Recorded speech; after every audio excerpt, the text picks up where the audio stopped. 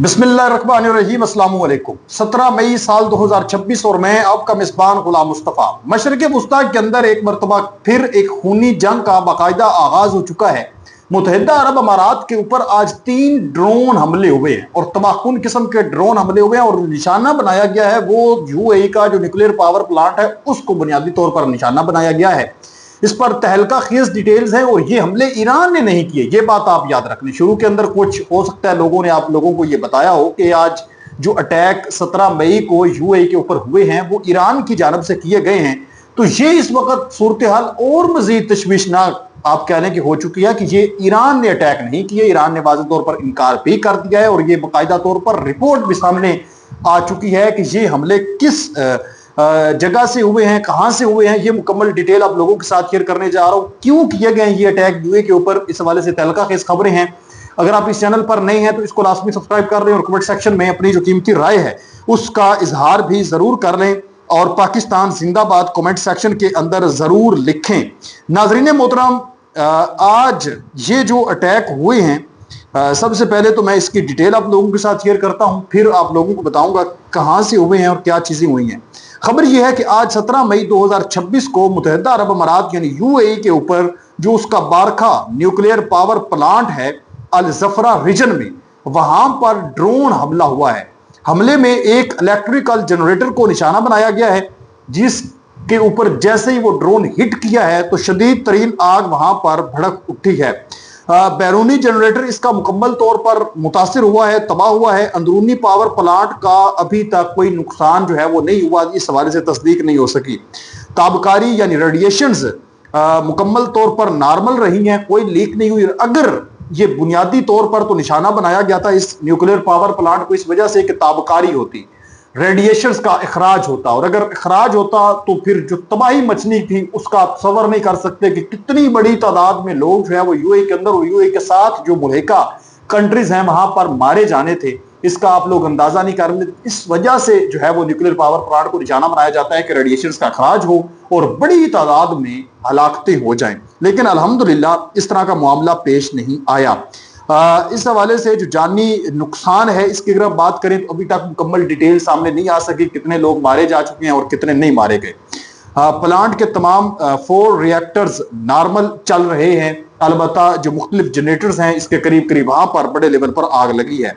अब इस हवाले से जो यूएई के हुकाम हैं, अबू धाबी मीडिया ऑफिस है, मिनिस्ट्री ऑफ डिफेंस है यूएई की, उनके मुताबिक 3 ड्रोन्स जो हैं ये आए हैं। 3 ड्रोन्स ने हमला किया है, 2 को इंटर से पकड़ दिया गया यानी उनको इंटरसेप्ट कर दिया गया, तबाह कर दिया गया। तीसरा जो ड्रोन है वो जनरेटर को जाकर लगा, पावर प्लांट को जिसने जाकर हिट किया और वहां पर आग लग गई। अच्छा, ये ड्रोन्स जो हैं ये मगरब से आए हैं, यानी सऊदी अरब की जो सरहद है उस तरफ से ये दोनों ड्रोन्स आए हैं, मशरक यानी ईरान की जानब से नहीं आए। मैं ये नक्शा भी आप लोगों को दिखाना चाहूंगा। इस वक्त आप अपनी स्क्रीन के ऊपर ये वाज़े तौर पर ये नक्शा देख भी रहे हैं। मजीद मैं जो है वो कोशिश करता हूँ आपको जूम करके बाकायदा दिखा दूँ। एक जो ड्रोन है वो सऊदी अरब की जानब से आया है, इराक से बताया जा रहा है कि इराक से होकर यानी इराक से उसने उड़ान भरी है और सऊदी अरब की सरजमीन को यूज़ करता हुआ वहाँ पर आया है। और कुछ ड्रोन जो हैं वो आए हैं यमन से, सऊदी अरब की हदूद को यूज़ करते हुए उसने यूएई के ऊपर जो है वो अटैक किया है। तो बुनियादी तौर पर सऊदी अरब के रास्ते से ये ड्रोन्स आए हैं। अब इस हवाले से अभी तक ईरान ने तो कहा है कि हमने ये ड्रोन अटैक नहीं किए। तो दूसरी तरफ अब ये यमन और इराक जो है मुमकिन तौर पर वहां से इन ड्रोन ने उड़ान भरी है और सऊदी अरब की सरजमीन को यूज़ करते हुए यूएई के ऊपर इन्होंने नाजरीन मोहतरम अटैक किया है।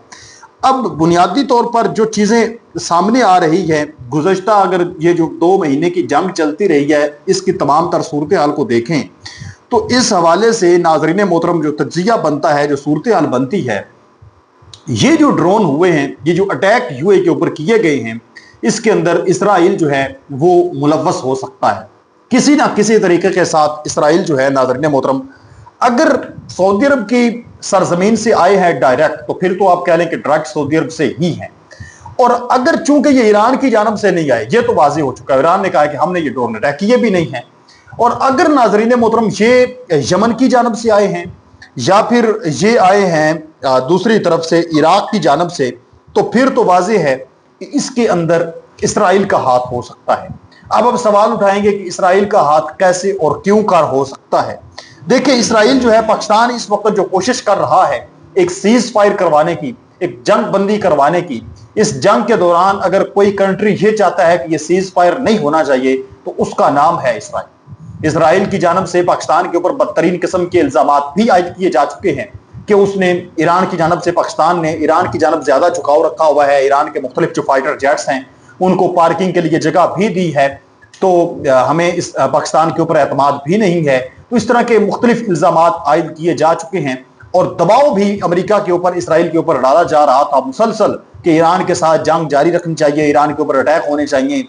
تو ممکنہ طور پر یہ ہو سکتا ہے کہ یہ اٹیک جو ہے وہ خطے کے اندر کشیدگی کو مزید بڑھانے کے لیے کیے گئے ہوں، ایک سازش ہو سکتی ہے، کیونکہ اس سے پہلے جو سعودی عرب کے اندر اٹیک ہوئے، بعد میں ہمیں پتا چلا کہ عراق کے اندر ایک مخصوص جگہ تھی جہاں پر اتنے زیادہ لوگ نہیں جاتے تھے، وہاں پر اسرائیل کی جانب سے ایک مخصوص اڈا بنایا گیا جہاں سے یہ آپریٹ کر رہے تھے، اٹیک مختلف یہ کر رہے تھے، اور سازشیں کی کوشش تھی کہ ایک سازش ایک بنانے کی کہ دیکھیں ایران جنگ بندی کو توڑ رہا ہے، اٹیک کر رہا ہے، تو الزامات جو ہیں وہ ایران پر لگائے جاتے تھے، اور اٹیک جو ہے وہ اسرائیل کرتا تھا اور عربوں کے اوپر کرتا تھا، اور بدلے میں کہتا تھا کہ ایران آپ کے اوپر اٹیک کر رہا ہے، ایران کے اوپر اٹیک کریں۔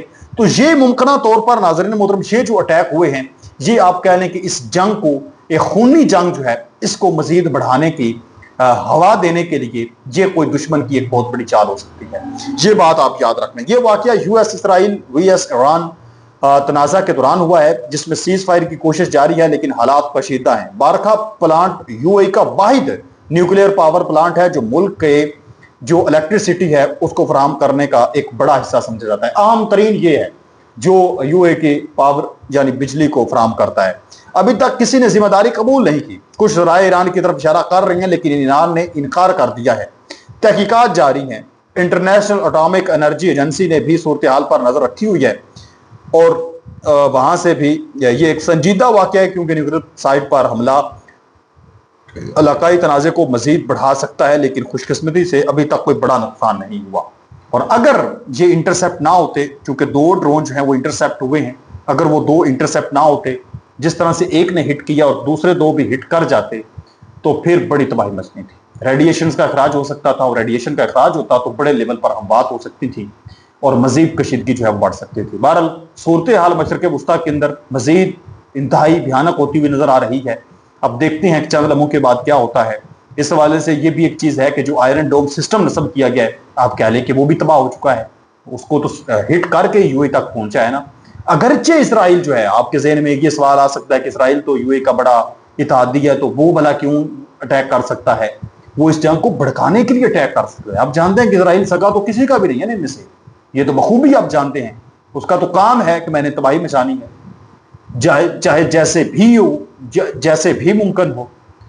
اس کشیدگی کو بڑھانے کے لیے ہو سکتا ہے اس کی جانب سے یہ چال چلی گئی ہو، اور یہ بھی ممکن ہے کہ سعودی عرب کی جانب سے یو اے کے اوپر کوئی اٹیک ہوا ہو، لیکن ایسا ممکن نہیں ہو سکتا، اگرچہ ان کی آپس میں جنگی صورتحال ہے، لیکن سعودی عرب اس تمام تر صورتحال کے اندر کوئی ایسا قدم اٹھانے سے گریز کر رہا ہے۔ اب آپ اس پر کیا کہتے ہیں مجھے کمنٹ سیکشن کے اندر ضرور بتائیں۔ ملتے ہیں ایک اور نئی ویڈیو میں، تب تک اللہ